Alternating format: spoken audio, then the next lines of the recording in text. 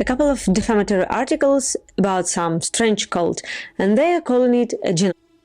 Then maybe you don't know how what starting with just a couple of articles can end with Auschwitz, Treblinka, Dachau, and a couple of other well-known places. That's how it happened in 1930s in one very well-known European country.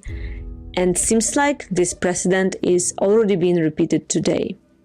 Let's check it on the example of the ALLATRA International Public Movement and other organizations that have already fallen victim of anti-cult network. First, it's not just a couple of articles.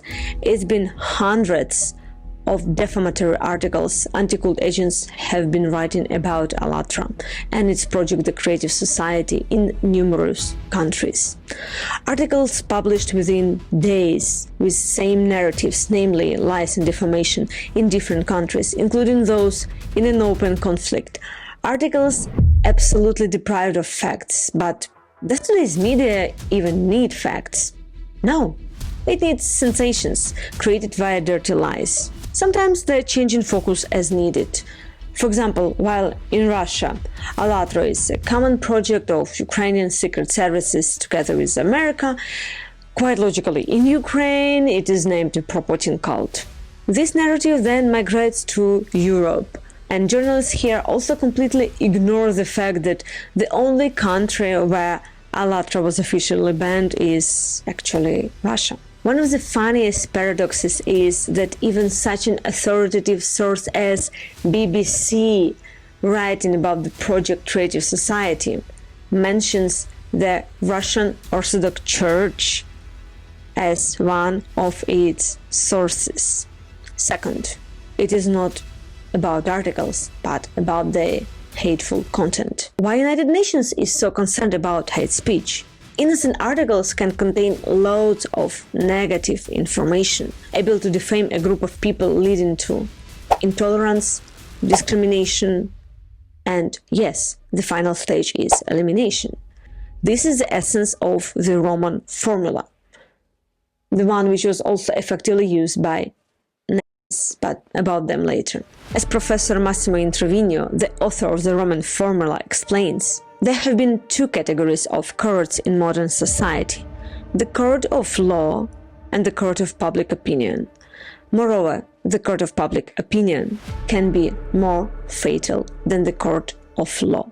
That's what the anti-cultists have been doing by their proxy journalists. Decade-long hate speech against innocent ALLATRA and Creative Society volunteers who talk about the climate challenge, better prospects for humanity, numerous social issues, and the need for humanity to unite. And when finally a criminal case was initiated against their defamatory actions in Slovakia, numerous European mass media launched an avalanche of articles. Under the guise of protecting their colleague and the freedom of speech, they were just trying to protect their freedom to defame, label, and harass. While the United Nations states addressing hate speech does not mean limiting or prohibiting freedom of speech.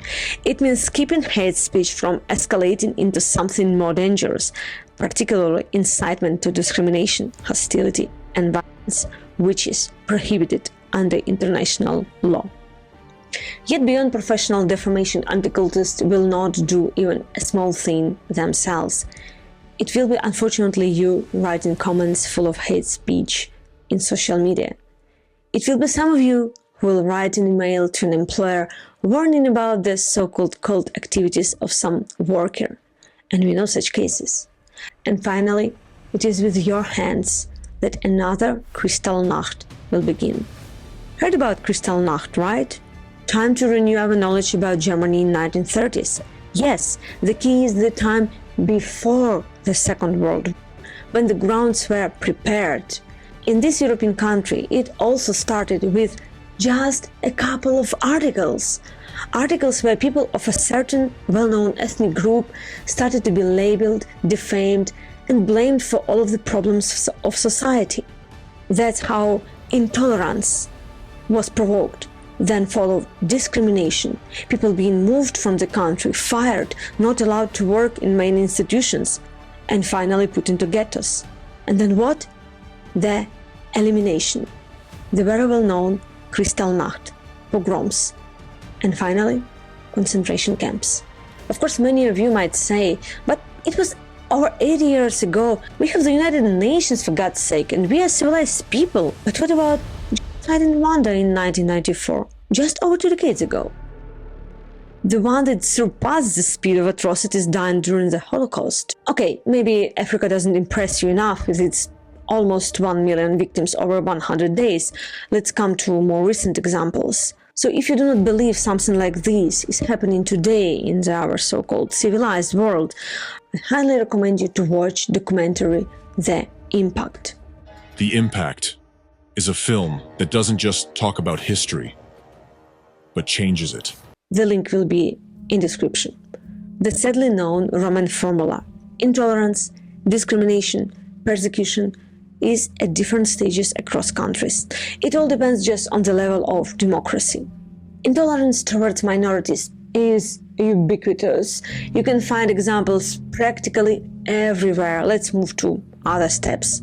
For example, a democratic European country, same very Germany, has numerous cases of discrimination. For example, against Scientologists who face employment and commercial troubles. Or Muslims. Muslim women are banned from wearing headscarves to work in some regions. Yet, some non-democratic countries have gone further than mere discrimination. Take Russia, with its open ban and persecution of Jehovah's Witnesses, the followers sentenced for long terms, or numerous raids against Muslim people. But for today, the ultimate achievement for anti-cultists is China, where the movement of Falun Gong was banned and its practitioners put into prisons, which more resemble same concentration camps with torture and frequent.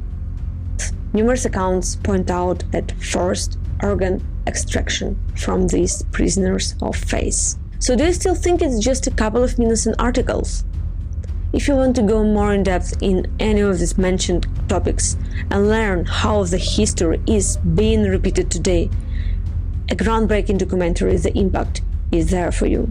It doesn't mention a lot even once, but our story is so similar to numerous others who stepped somehow in the way of anti-cultists. Let's not turn it again into the history to which humanity has already once said, never again.